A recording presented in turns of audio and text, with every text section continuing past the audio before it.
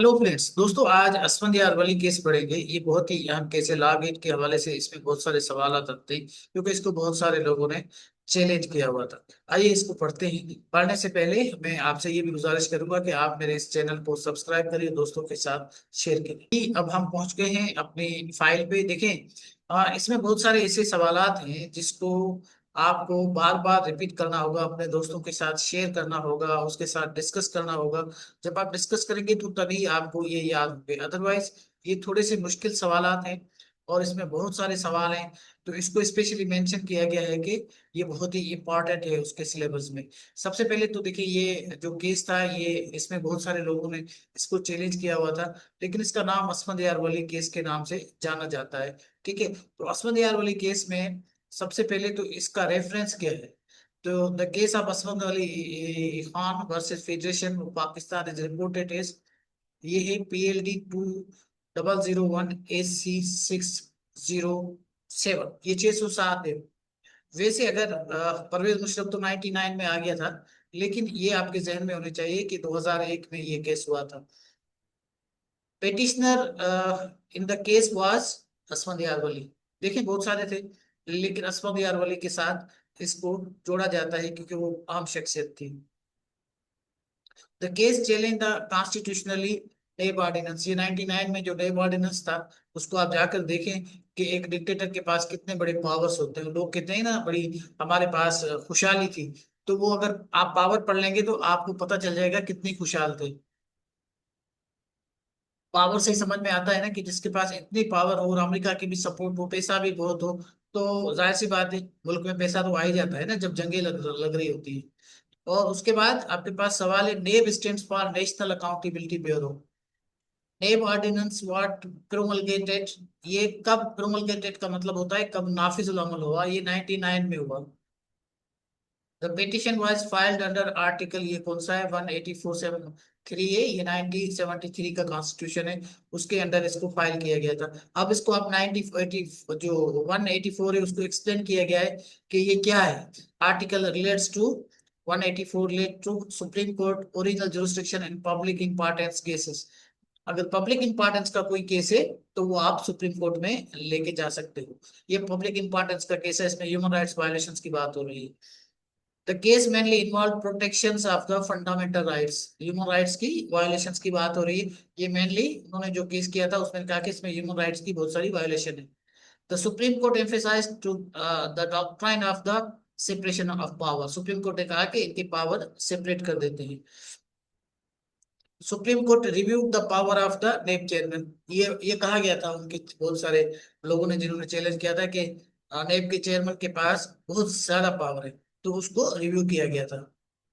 The supreme court held that accountability must follow due process law.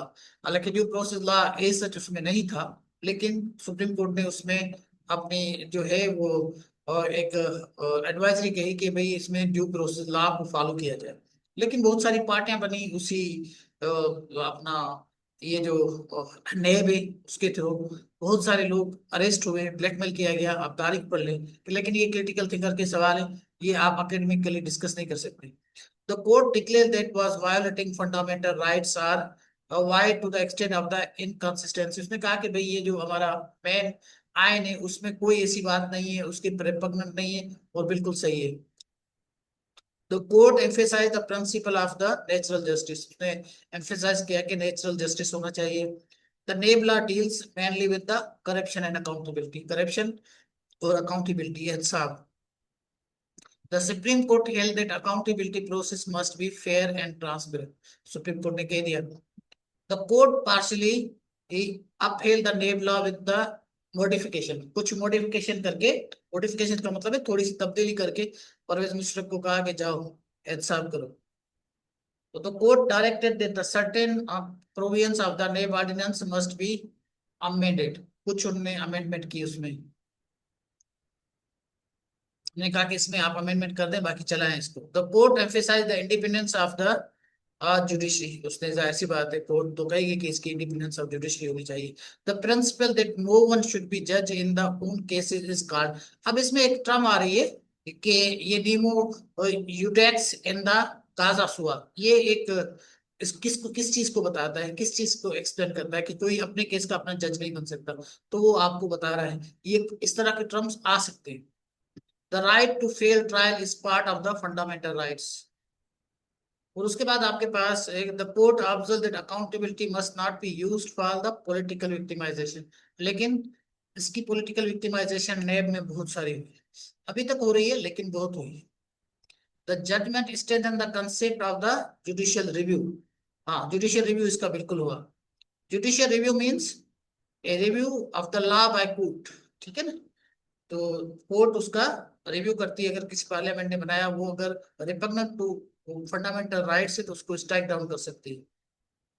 The supreme Court can strike down laws fundamental rights, ठीक है ना। अगर किसी fundamental rights के खिलाफ कोई बात हो तो स्टेट वे उसको सुप्रीम कोर्ट स्ट्राइक डाउन कर सकती है। लेकिन अब सुप्रीम कोर्ट वो नहीं रही। अब तो आपके पास जो कोर्ट है वो है फेडरल, जो है लेजिस्लेट अपना कॉन्स्टिट्यूशनल कोर्ट, ठीक है ना। अब सुप्रीम कोर्ट के पास वो पावर नहीं है, अब अपेक्स कोर्ट भी आपकी वही है। The case emphasise accountability of the politician and public officials. जाहिर सी बात है, वो आर्मी के खिलाफ या उनके जनरल्स कर्नल के खिलाफ कोई अकाउंटेबिलिटी नहीं थी। उसके खिलाफ करते तो वो खुद चल भी नहीं सकते थे, अपना परवेज मुशर्रफ साहब। तो सिर्फ पॉलिटिशियंस और पब्लिक ऑफिशियल्स जो ऑफिशियल्स थे। The judgment is considered as a landmark decision in constitution law. जी, इसको लैंडमार्क की हैसियत दी गई है। The court emphasized that investigation must be conducted according to law. तो Supreme Court acts as a guardian of the constitution. अब Supreme Court, मैंने आपसे कहा कि अब वो नहीं रही, लेकिन अब तो वो फेडरल कोर्ट है, फेडरल कॉन्स्टिट्यूशनल कोर्ट है। जहां पे सुप्रीम कोर्ट थी वो तकरीबन वहां पे कॉन्स्टिट्यूशनल कोर्ट आ गई है। The judgement highlighted the protection of the citizen against the abuse of the power. कहा कि एब्यूज ऑफ पावर जो है नहीं हो सकते।